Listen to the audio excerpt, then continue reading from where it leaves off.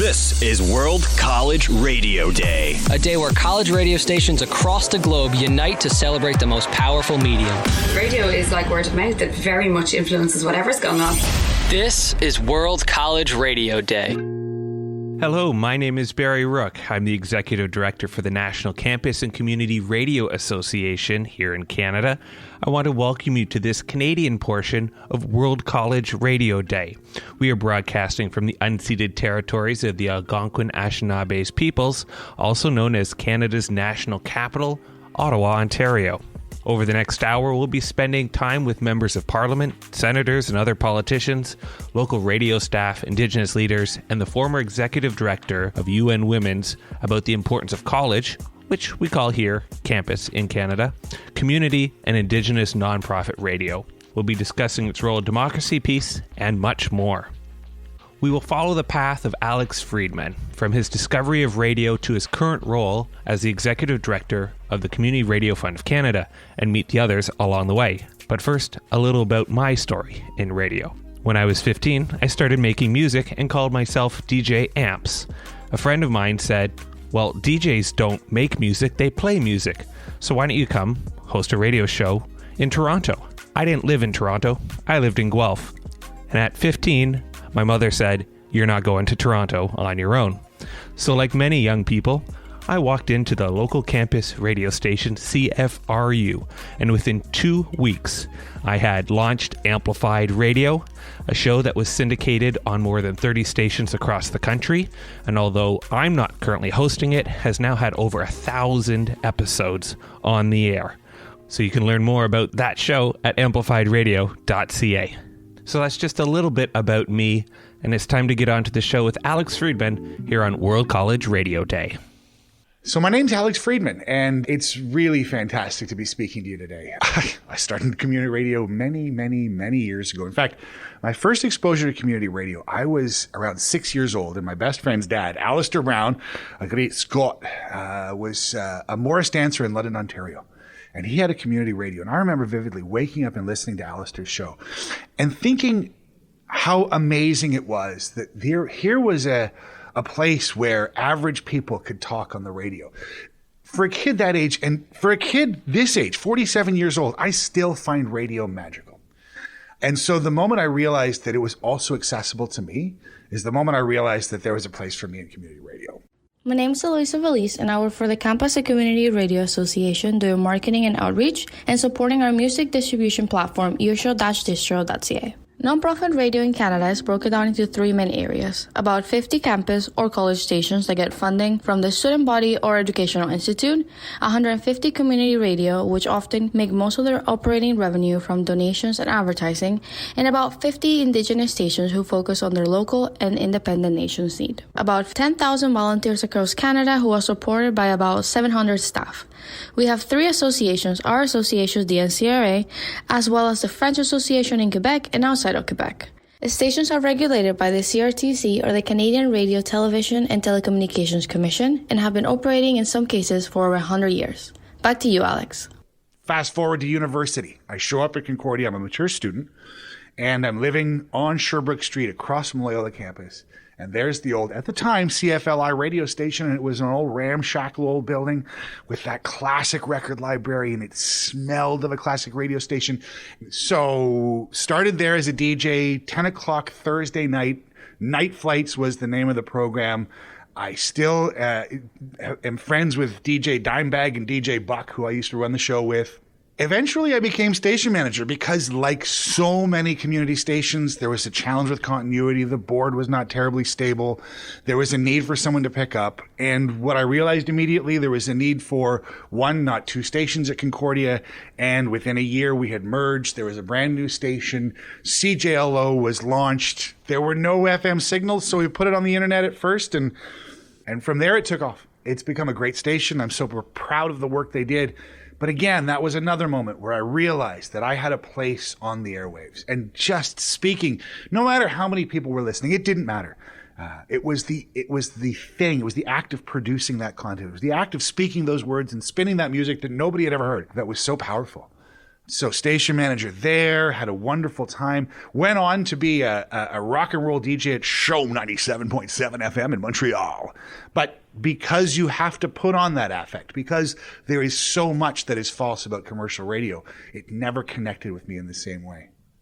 So after that, the day I graduated for Concordia, I took a job at the CBC as a reporter, where I was a business reporter, an investigative reporter, a national host, an international correspondent, a senior producer, a bureau chief. I did everything. I had a great time. I loved the CBC. But there came a time when it was limiting, when it was losing focus. And I truly believe that the National Public Broadcaster in Canada has a major and a fundamentally important mission. But if it loses sight of the fact that storytelling is what is key and what it has always done well, it's going to lose its path. And I fear that it is doing that currently. Again, though, this is a moment. These are the times when community radio can step up and be that thing, be that voice, connect those people who are not connected by standard and typical sources of audio and connection and information and news and storytelling and arts and all those beautiful things. So community radio is actually at a place where when I was in university, they predicted there was going to be the death of community radio. Community radio at the time, or radio in general, took 9% of the advertising pie. Well, they continue to predict that, and continually community radio does not die. Never mind doesn't die, but continues to thrive in its own way. And with a little bit of help, it could do amazing things in the communications landscape. So after university, CBC, I went to Laurentian University and worked as a chief of staff for the First Nations, AFN, National Chief Perry Bellegarde. And then the Community Radio Fund came calling. And there's a time when you realize that all the elements of your life can come together into one place. My name is Anta. I am a program officer at the Community Radio Fund of Canada. At the Community Radio Fund of Canada, we run programs that provide funding to community radio stations. And through those different programs, we help stations create programming, hire journalists, train their volunteers, and also we help them transition into the digital world. I hear the stories of our stations across this country throughout the pandemic putting on radio plays to support local artists. In the case of natural disasters, a hurricane recently, being the only people on the ground who know everybody who's impacted. This isn't disaster porn. This is on-the-ground journalism, and it can only be done by people who live in that area. I'm continually amazed by the fundraisers and the support the community radio plays for all Canadian artists, and for the way it continues to be the core of the Canadian voice. So as we continue to build, as we continue to make sure this sector thrives and is prosperous going forward, it is such a pleasure to rub shoulders with such creative and interesting people, and people who are in their core are committed to the Canadian voice. CKWE, Cory Whiteduck Nindijnikas, CKWE, Mataso Midina, Ashijniswe Shangaswe, Nondakchigan, Onje, Kitigan Zibing. Hello, my name is Cory Whiteduck from CKWE 103.9 Radio in Kitigan, Zibi, Quebec. We here at CKWE strive to keep our Anishinabeg Moan alive with our daily Algonquin word of the day, hashtag AWOTD, and daily language lessons with elders at 5:30 p.m. Indigenous radio is a powerful tool to help keep our languages alive, and miigwech to all those who use Indigenous, campus, and community radio to make space for our languages to thrive. May all your favorite bands stay together and keep on rocking in a free world. A big thank you.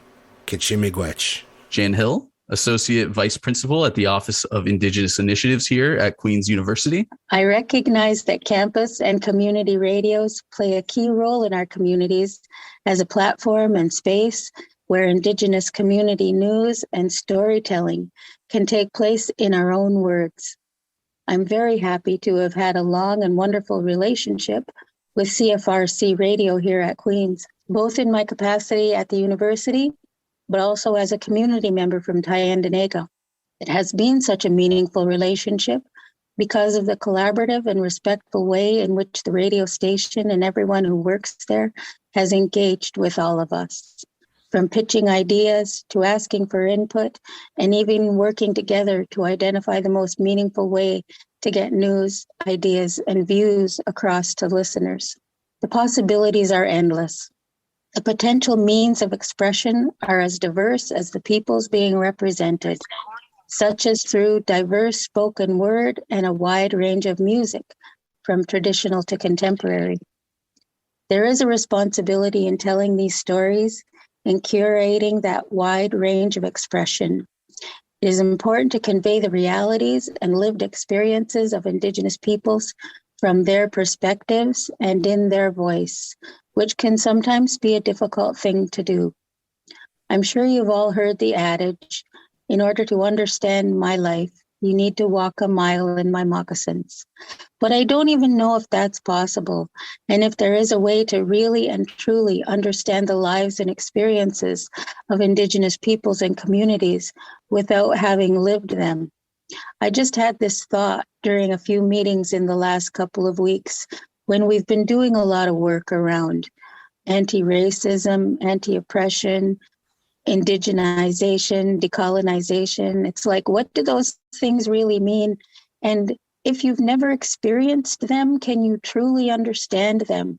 And if you don't truly understand them, how can we do this work of making a better world? You know, like there has to be a way that we can come together to have some semblance of understanding of those things. I think that's why partially it's so important to work in partnership, to develop relationships, and to collaborate on this work together with Indigenous peoples and communities, as well as with other marginalized peoples and communities. You know, it's only by hearing our stories in our own voices and from our own perspectives that we can even try to get some kind of an understanding. There is a responsibility in storytelling to ensure that the stories are told in a respectful way, that they're authentic, you know, and that they're real, actual stories from our people. Our storytellers in our cultures that I'm aware of are among our most valued members. They carry our memories and culture and traditions that they convey through story. In some cases, there are genealogists remembering our family stories across generations and across families. These are all important stories for the survival of our peoples. Some of them are our language people, encouraging, teaching, and carrying on the valuable work of revitalization of our languages. I recently heard a colleague of mine talk about the work she was doing in language revitalization in her community through the use of radio bingo. So that's just one of many ways that for all of us to work together towards accomplishing shared goals of educating through radio. Today is World College Radio Day. My name's Tim Lewis. I'm the Member of Parliament for Kitchener-Conestoga, and that's in Waterloo Region in Ontario.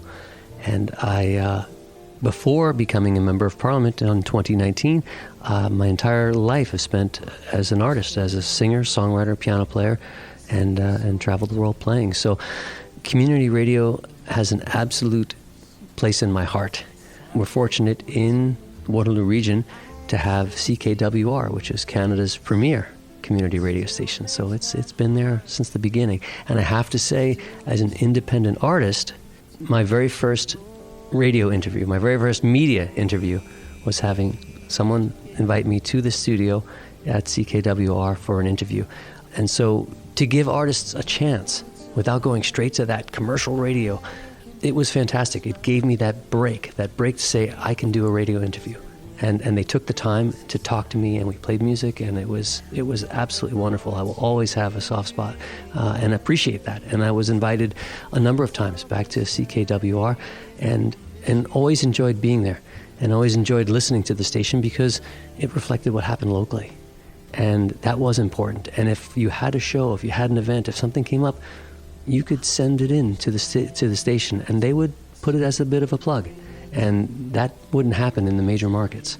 So if you had something coming up, a little fundraiser you're doing, you're tied in with an organization, they would take the time to make sure that they cared about the community and broadcast what was happening in our own stories. Not to mention all the multicultural station, the hour-long programs that they would usually do during the weekends and evenings. And a lot of my driving was at night too, so I always enjoyed those shows at night as well. So, and became friends with some of the people that hosted those shows.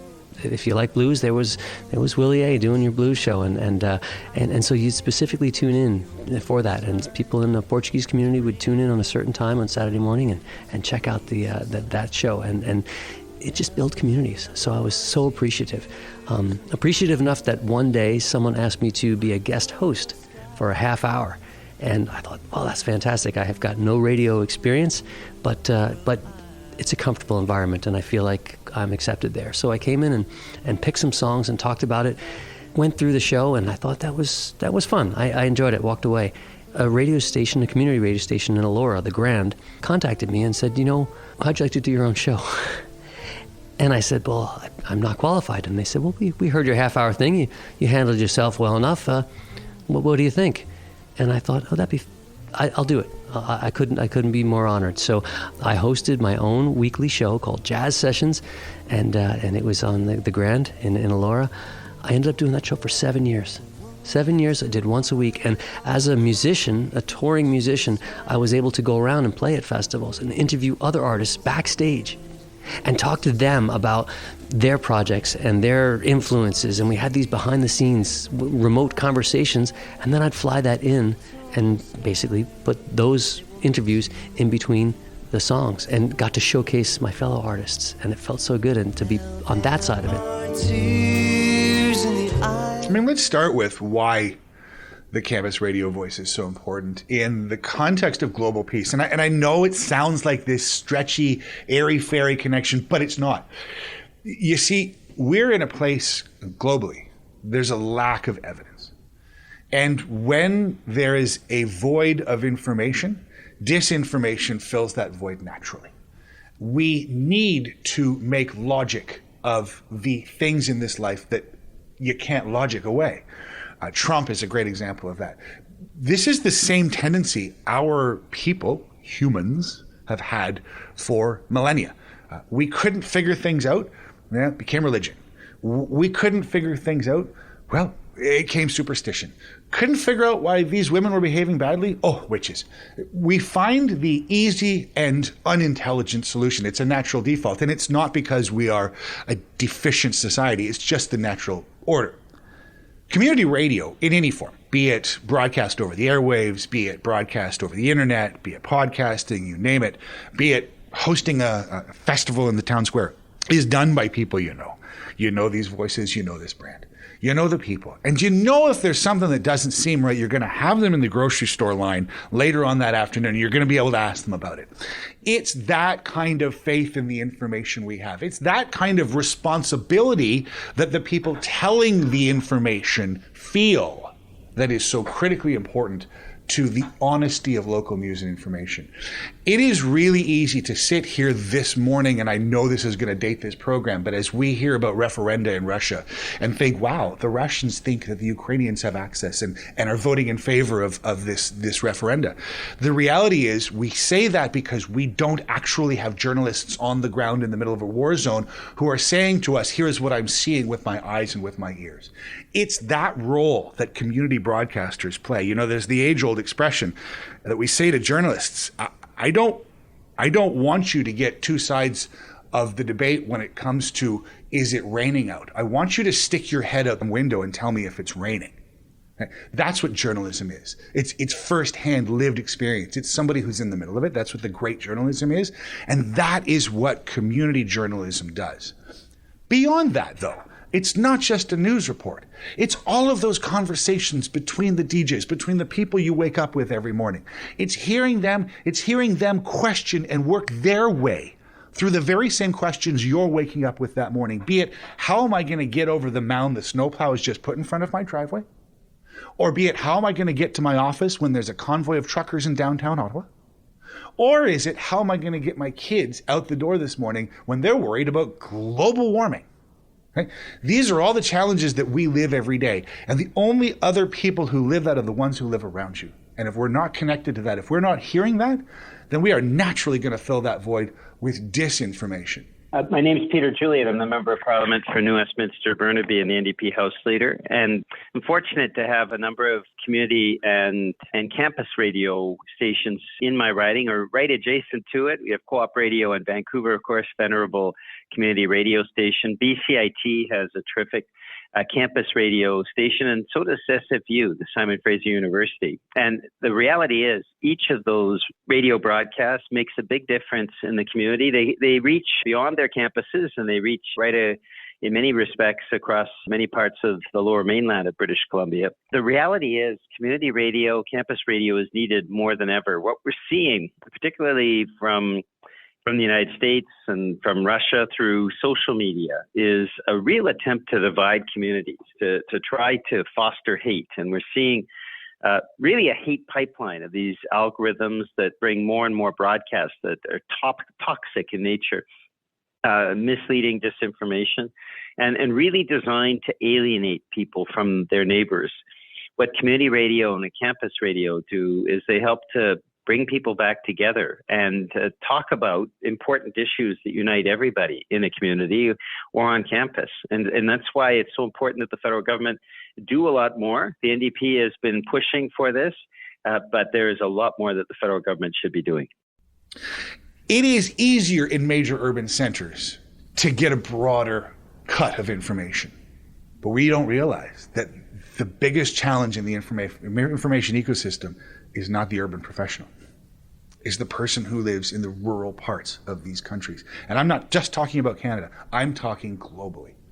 The more they don't have the information, the more you will see the far right foster and swell in those areas. And I can tell you, look in your own country, look in your demographic representation, and you will find that movement of disinformation is growing not in the major urban centers, but in the communities where community radio broadcasters are the only ones left. Preach, baby, preach. Coast 89.7, timeless hits, East Coast favorites, John Legend and Preach at 9:13. And kind of ironic that we play that song, and not to preach and not to scare anybody, but the effects of this storm are really serious. And I know people that I've been chatting to over the last couple of days say, it's not that bad, it's going to blow over. But if it does, that's great. But if it doesn't, we need people to be known what's going on with the storm. Bill MacNeil joins me right now. And Bill, it doesn't look good. Hi, I'm Bill MacNeil from CKOA FM in Sydney and Glace Bay, Nova Scotia, here in the Cape Breton Regional Municipality. We recently came through Hurricane Fiona, and we're very thankful that there was no loss of life or major injuries here. A lot of property and so on was destroyed or damaged, but we were very pleased to be able to stay on the air for the most part and inform the public as best we could. Cape Breton Island was basically the hardest hit area. We got knocked off just briefly. As a matter of fact, we did a lot of prep, and so our team on air, both in the newsroom and on-air personalities, were tremendous. They took phone calls left and right, addressed so much of it on the air as they could, and the only interruption we had was when the storm hit. It hit pretty good on the Friday night into the early morning hours of Saturday. And we got knocked off the air briefly with a power outage at our Glace Bay transmitter site, which is a site that we've talked about before that has its issues and needs to be relocated at some point. We were right on the coast there, and it took a big hit. Our building actually moved. It actually twisted on its concrete foundation. So, but all in all, everything was working, and it's still safe, and it was watertight, which was great. But we did get knocked off, I think, if I recall, about 3 hours on a Saturday morning, which at that time, everyone was ordered shelter in place. No one could be on the streets, shouldn't be on the streets. So as soon as we got that notice, of course, we were back on the air. Our NDEC system was kicking in with all those notices about shelter in place and everything, so people knew that. Ironically, as I was listening to us broadcasting a number of times, and I would flip to see what other stations were doing, CBC, for example, here were knocked off as well, in the sense that they had to broadcast out of Moncton, do a regional broadcast out of Moncton. And so that was interesting. And they were doing a great job as best they could. And then I was listening to some of the commercial stations, see what they were doing, and I was actually hearing American programming, like American, I don't know, it was Casey Kasem or something. And I was like, wow, but here we were doing the best we could. And from then on, really, it was the after effects of the storm. So we had severe wind for quite a while. We had some flooding as well. And our announcers were back on duty as of Sunday morning. Our newsroom was on the air. Our announcers were on, and we were just going nonstop with telling people where there were warming centers, about the shelter-in-place orders, of course, talking about where, if they had generators, where they could get gas, if gas stations were open, if they had gas, if they had power, because that was a big impact. A lot of folks were prepared with generators, but would run out of gas, basically. And so that was really tricky. And with us from the CBRM and so graciously taking our phone call here this morning, I want to say good morning to Christina Lamy from the CBRM. Hello there. Good morning, Bill. How are you? Oh, it's we're on day 3 right now, or day 2. I'm not even really sure. It's kind of a blur. So the station really did I think they did what community radio is supposed to do. We took phone calls. We actually had I couldn't tell you how many listeners called to say, even into the first week with the power out, people calling and saying, thank you for answering the phone. Thank you for talking to us. We have a transistor radio. You're our only lifeline right now, community radio. You're keeping us sane. Literally, they were telling us we were keeping them sane.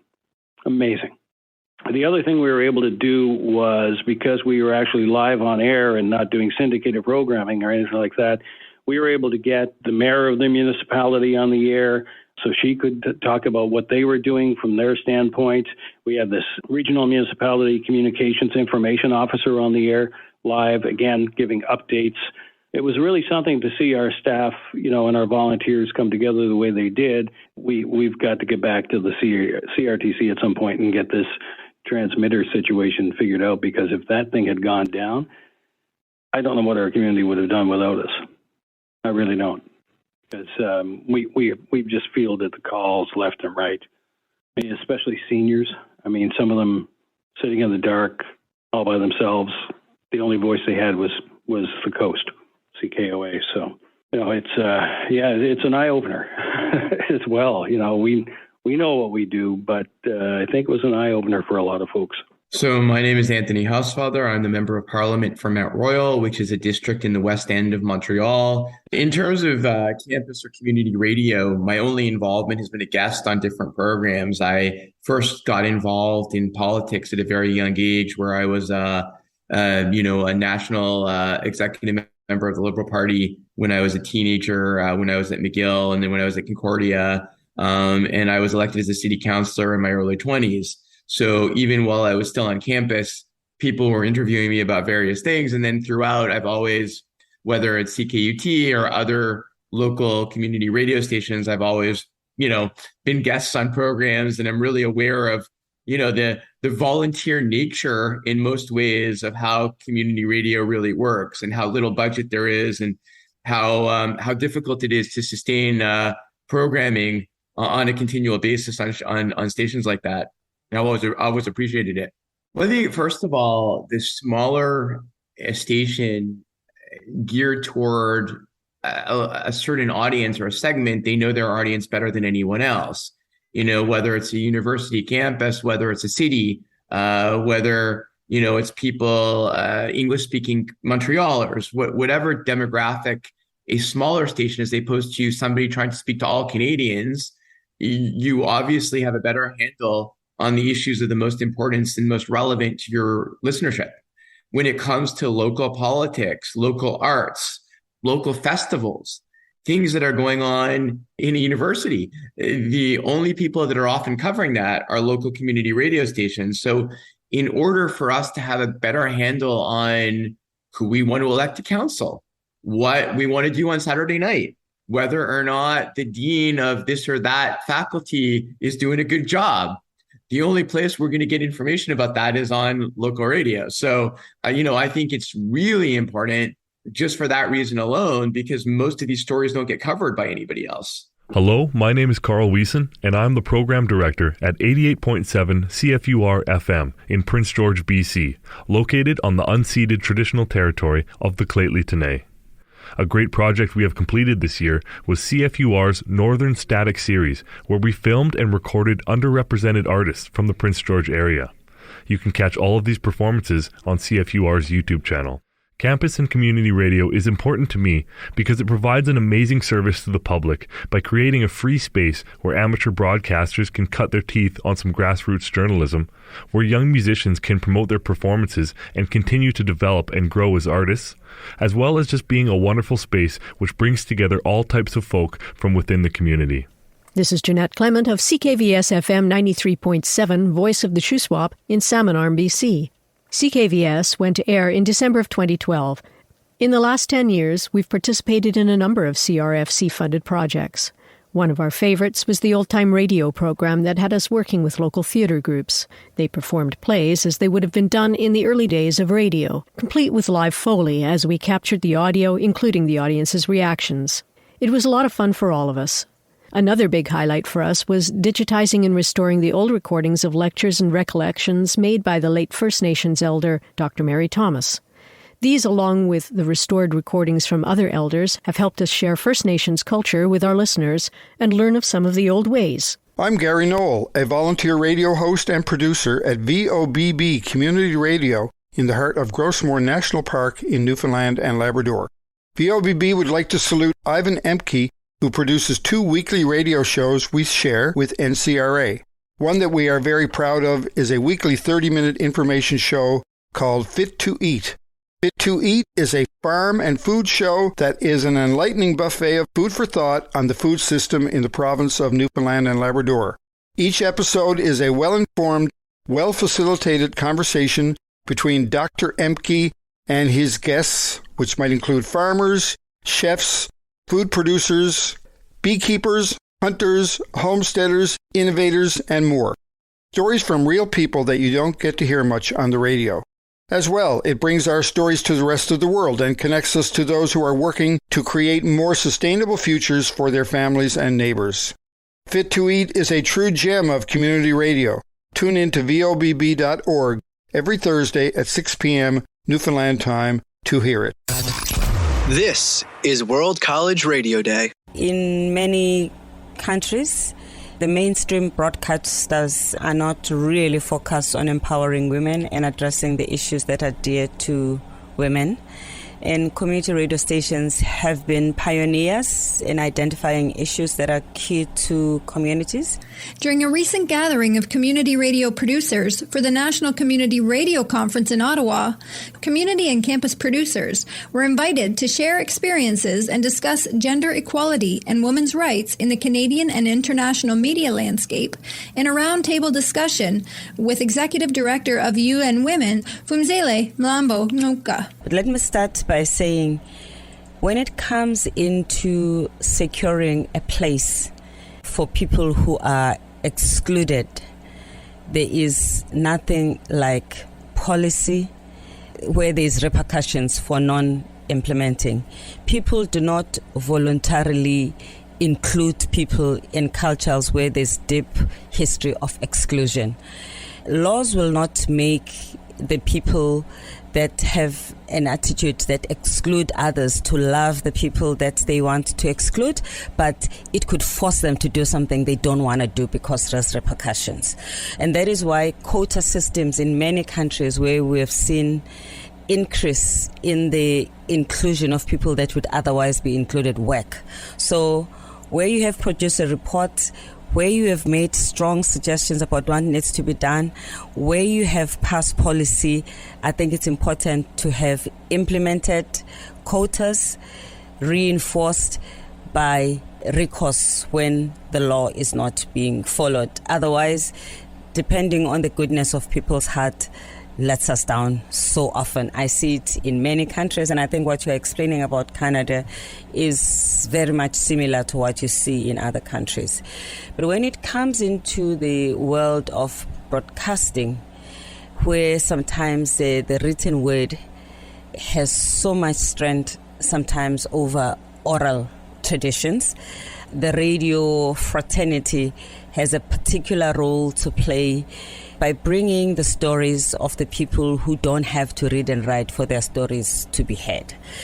There's a lot of glamour that is associated with that, which starts by thinking that if you bring in a grassroots perspective into that world, it is not interesting enough. And we have to do battle against that, because that is also what determines whose presence is valued, who brings audience, and we get into, viewership and all of that. And then as we do that, we actually include other people's authentic stories and histories. I've seen that in Brazil, country where the majority of the population is actually people of African descent.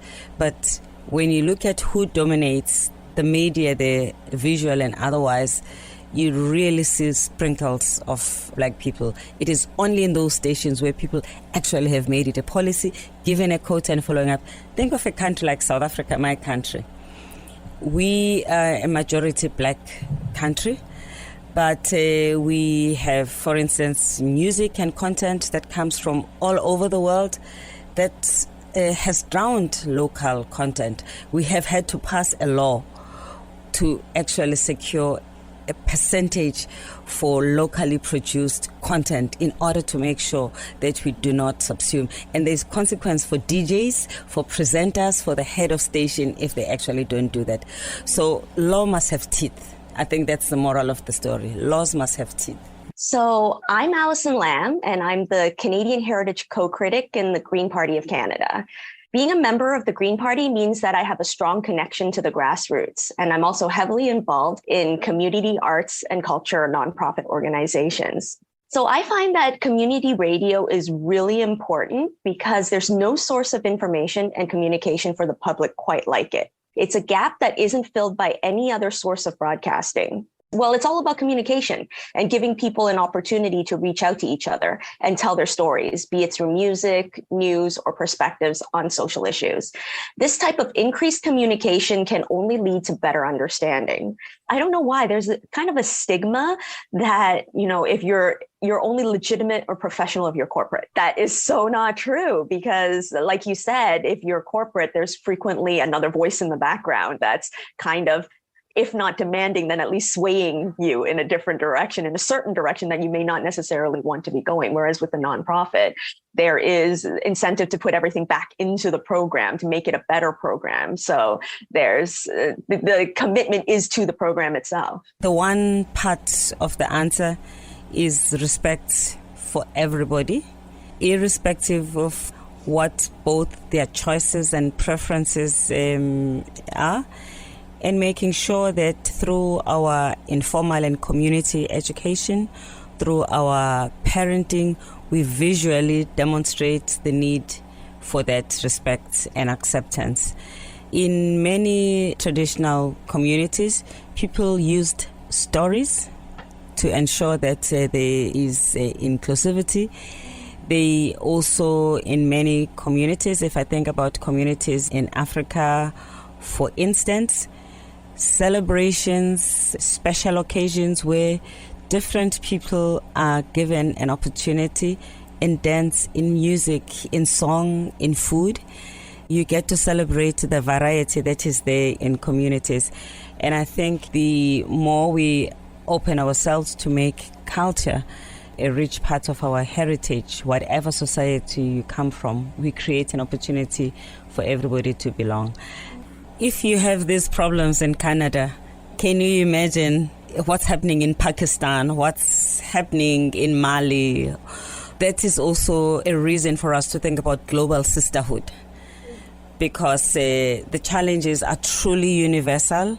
Women from different parts of the world have similar experience, slightly different and maybe context specific, but you can connect the dots most of the time. And it is only when women are able to work together that we are able to actually shake the system. And because our governments belong to a community of practice called the United Nations. They sign to agreements. They commit to do certain things. We all have a responsibility to hold them accountable, to make sure that they use the powers vested in them to actually make these changes. One of the most important things when you're dealing with these issues that are both systemic and intergenerational is actually to work with both men and women in this context, young and old. We cannot stop talking about these things. In Portuguese, there is the slogan, "A luta continua," the struggle continues, we just have not arrived. These struggles that we have inherited from the giants on whose shoulders we stand are still relevant today, maybe a little bit different, but also we must give ourselves time to celebrate some of the breakthroughs that we have, so that we do not also beat ourselves so much that we're discouraged. We lack the energy to move to the next. We need to give ourselves a break and use the successes that we have to spare us on. You're listening to World College Radio Day, the Canadian Hour. Back to Alex Freedman. So it's really amazing that so many have thrived as long as they have. When you think about the amount of money they have coming in, you see, these stations in Canada have no stable federal funding, unlike the national public broadcaster, who receives more than $1.4 billion annually in operational funding. And the number is going up. And if we're going to compare apples and apples, let's just talk about CBC Radio at approximately $450 million a year in terms of operating funding. Not to say they don't deserve a portion of that. What I'm saying is that we have a larger system that we need to be mindful of, that a national public broadcaster is a critically important part of it, but so is everybody else. And if, as we see, commercial broadcasters continue to work on their profit model and not the model that enriches society, which is entirely their right because they have a bottom line that they need to worry about, and they have shareholders who are most important. The shareholders for community radio and for the national broadcaster are Canadians. That's what makes this different. The challenge there is that the broadcaster has piles of money and the other side of the equation has none. What we're saying is that it is important to recognize all of the players in this system. And by the way, that includes internet broadcasters, because this has become an important part of the broadcast spectrum. All of these players need to be part of the success of the Canadian broadcasting system, and it's a model that can be transposed to countries globally. It cannot be done by emphasizing one or the other. It cannot be done by emphasizing new legislation that disenfranchises one versus the other. It can only be done when everybody is collectively succeeding, because there are two ways to fight disinformation in this world. One is to try and legislate it out of the way. And we've seen how well that's worked so far. And the other way is to flood the playing field with solid information. And we do that by ensuring there are enough players to get on the field. Hi, I'm Lisa Hefner, Member of Parliament for Hamilton Mountain. So I was a newspaper reporter. I was always a writer and a reader, and that led me to journalism. And a couple of years after graduating from journalism school, I had been working at the Hamilton Spectator, and I was honestly approached by some of the executives at CHCH TV in Hamilton. And I was a good reporter and I was a good writer, and I think they wanted to bring those skills into their broadcast team. So they invited me to apply, and I went into broadcasting, but it was a huge leap. So I thought being a writer and a reader would really help me transition easily, but it was not an easy transition. It took a long time for me to figure out the broadcasting side of it, how to bring your personality to on air, how to write for the spoken word, and how to tell stories in a broadcast way rather than a print way. But I found after 20 years as a broadcaster, I became a better writer. So it really helped me hone my craft as a writer, because you have to be so succinct in broadcasting, and you have to really think about telling the story. I think student radios, so I have 3 university degrees. And I think like campus radio really helps bring a campus together. It's a community in itself of students, of politics, of, diversity, and campus radio really encapsulates that. So reporting and telling our stories as a longtime journalist is really important in community building and democracy. And campus radio really does that in a campus environment, while also speaking to the bigger city, right? Those are big parts of Hamilton. So they tell really important Hamilton stories as well. When we hear our own stories and ourselves reflected, we feel more like a community. So it's really important for us to know what's going on in our communities. It's important to have the information, and it's important to hear the stories about our neighbors. And I would say also in terms of democracy, I think in times of elections, right? Whenever there's an election, you hear different perspectives from campus radio than you maybe hear from other forms of media. And that's also important for people to hear a diversity of opinions and to be inspired to go out and vote and take part in democracy. The big thing about local news is local reporters. So those are people on the ground, and it's not opinion, it's people going out and telling these stories, people in the courtrooms, in the city halls, telling the stories. And it's fighting disinformation because it's facts. It's fact-based stories about our communities. And that's where the truth comes in. I think that we need trusted sources of news, so we hear these stories and realize they're stories about our community. It's not somebody's opinion. And when we've seen a decline, I think, over the years, because there's been such a decline in journalism and the numbers of people producing journalism, the numbers of reporters on the ground. When I started at the Hamilton Spectator, there were hundreds of reporters in the newsroom, and now there's a handful. And so that greatly affects the number of people out there producing stories every day. So we don't have as much stories that are actually happening in our community. We used to cover school board meetings. Nobody's covering school board meetings anymore. So those stories aren't getting told. And so I think it's really important for journalism. I think that's how journalism fights disinformation. People trust it because they see it. They see their stories reflected. They know it's true. That's where you get they know it's information and not disinformation.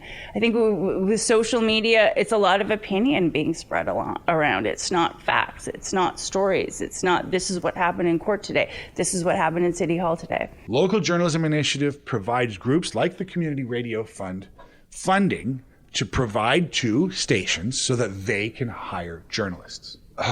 It has been, and I've said this before, and I will criticize government when the time comes. In this case, this has been one of those incredibly successful programs. So in the case of community radio, we've had to build a hybrid model because unlike community newspapers, there's no real editorial structure built into community radio.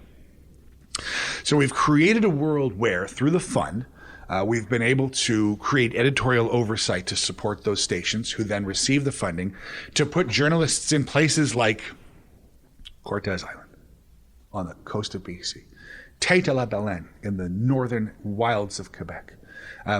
We've got journalists covering Indigenous communities in the core of central Ontario. We have been able to increase the coverage through simply having people on the ground in these communities to a dramatic extent. We have been able to, and we're one of 7 elements of this phenomenal program. In our own case, we have funded 41 journalists over this year. That's 41 new people looking for the truth. That's 41 people holding power to account.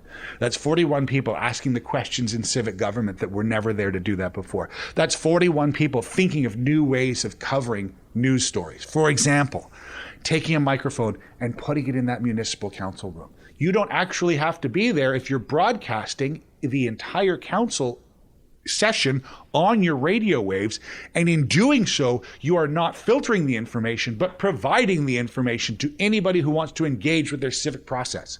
You see, the biggest challenge to engagement is access. It's not a lack of desire. We all want to be part of a better society. The problem is we also have to cook dinner.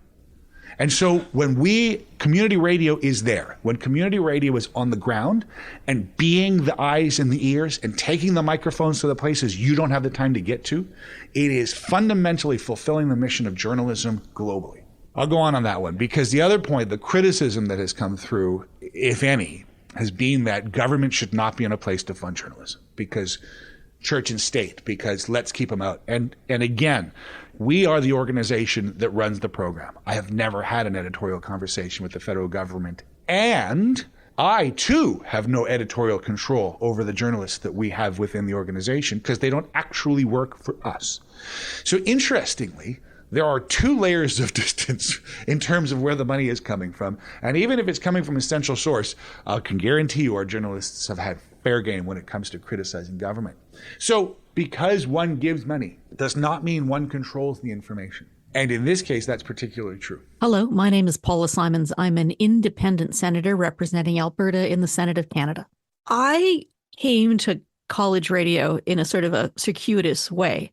I didn't do it when I was an undergrad at the University of Alberta. I was sort of a late bloomer as a journalist. I had started university assuming I was going to go to law school and then assuming I was going to be an English professor. And journalism was an inspiration that came to me only in my final senior year at university. So it wasn't until I got to grad school in the States that I did campus radio. And I was lucky enough to win a scholarship to Stanford University. And I presented myself at the station, which was KZSU, although I insisted on calling it on air, KZSU. And they said, okay, Canadian girl, you can do the weather. So I was the weather girl. I have to tell you that being the weather girl in Palo Alto is not an exciting job because the weather is always the same and perfect. So I would come in the morning and I would say, and the forecast high today in Redwood City is 82 degrees. And the forecast high in Menlo Park will be 82 degrees. And the forecast high in San Jose will be 82 degrees. And it's going to be 82 degrees tomorrow and the day after that. And so I didn't have a very long career reading the weather at KZSU. And I think they were quite happy to see the back of me because I kept saying their call letters in that silly Canadian way. We haven't talked about music yet, but I think that's one of the really important things that college radio stations do is to introduce people to music that they're not going to hear on mainstream radio. These days, when I turn on the radio in my car, I swear every radio station plays the same 20 songs over and over and over in rotation. If you want to hear something that's going to make your eyebrows raise or your eyes pop, campus radio is often the one and only place you can find new, distinct, radical. They don't even have to be radical. They just have to be not mainstream music. If you want to hear something that's new, if you want to hear something that maybe comes from a marginalized musical community, campus radio can often be the best gateway drug to finding cool new music. The best way to support your local not-for-profit radio station is to listen to it, of course, and to tell people that you're listening to it. To, if that show is also streaming, to share links on your social media sites, to tell your friends at parties and barbecues what you've been listening to. I mean, of course, the other thing you could do is probably write a check. But at a time when, inflation is skyrocketing, and I think a lot of people are feeling a huge economic pinch, you can still, in the attention economy, give them your attention. The one last thing I would say, I would just like to apologize to everybody from KZSU for all the times I said KZSU. I was right, but sometimes you have to be gracious and not right. Yeah, I think that there's a really important piece here, that community broadcasting is a gateway drug. I say that really seriously. I go back to my own experience. I started as a 6-year-old in my living room listening to Scottish Highland music, Morris dancers. In a million years, I could not have imagined sitting here as an executive director in a fund supporting a huge sector of Canadian broadcasting. What happens when you get involved with it is you realize the magic. You realize the beauty of what happens here. It's the reason more than 10,000 volunteers are part of this system across this country. And all of those people are learning something new every day. Either it's something about the community they live in, it's a way to make a better sound mix, it's how to use that mixing board, it's that they have the right to pick up the phone and ask the mayor that question. It's all of these things that they're learning. And these people, both young and old, will take this information and we'll move on to commercial, we'll move on to public, and we'll move on to other broadcasting roles. In fact, I can point to a long list of national broadcasters in this country, all of whom started in community radio. And we have to understand that a system is only as good as all of the parts. And if the broadcasters aren't getting training somewhere, they're going to end up on air not knowing what they're doing. And we cannot trust the flow of our information to inexperience. Because without it, we're in so much trouble. So we're part of that. We're part of that ecosystem. And by and large, every single great broadcaster that is out there has started in some way doing a volunteer job on some community radio station, or at the very least, listening to their friend do the same. We're at a really interesting time in Canada. The Broadcasting Act has not been revisited for 30 years. The need to do it has been pertinent for 15 and has only been growing. As we see a new frontier of digital broadcasting and access to the airwaves like never before, the importance to have a set of common rules to ensure that everybody has access has never been more important. I have no problem with discoverability, and I think it's really important that all the YouTubers and everybody has access to the airwaves in their own way. But I think it is important for the integrity of the system that we all have a set of base rules that we play by, that we understand that telling a lie intentionally is not on, okay? And so the work that's being done in Canada right now can and might differentiate the Canadian broadcasting system for generations to come. I don't know where you are, sit and listen to this in the world. The moment your government begins to consider what the broadcasting rules look like is the moment you need to stand up and fight for your rights as a citizen, as a broadcaster, and as somebody who's particularly concerned about democracy. So the work that's being done in Canada right now is catch-up work, but it's good work. It's done with the right intentions. Legislation is naturally flawed. It naturally evolves. It should be a living entity.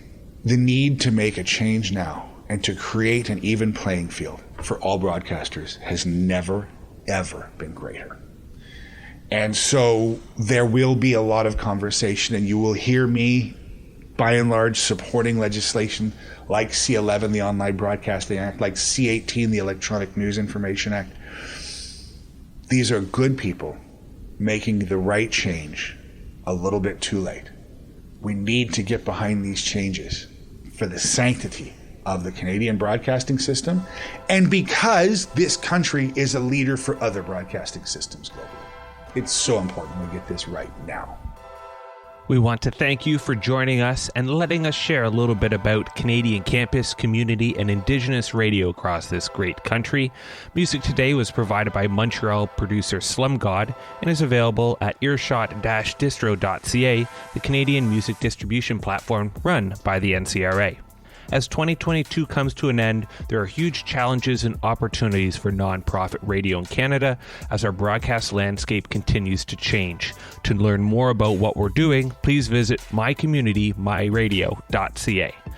Thanks once again to all the contributors who spent time to come talk about their passions for this show, to the great team at World College Radio Day for their continuous work to put on this marathon, and for you, the listener, for sharing the importance of nonprofit radio with your peers and friends. My name's Barry Rook for the NCRA here in Canada. Goodbye.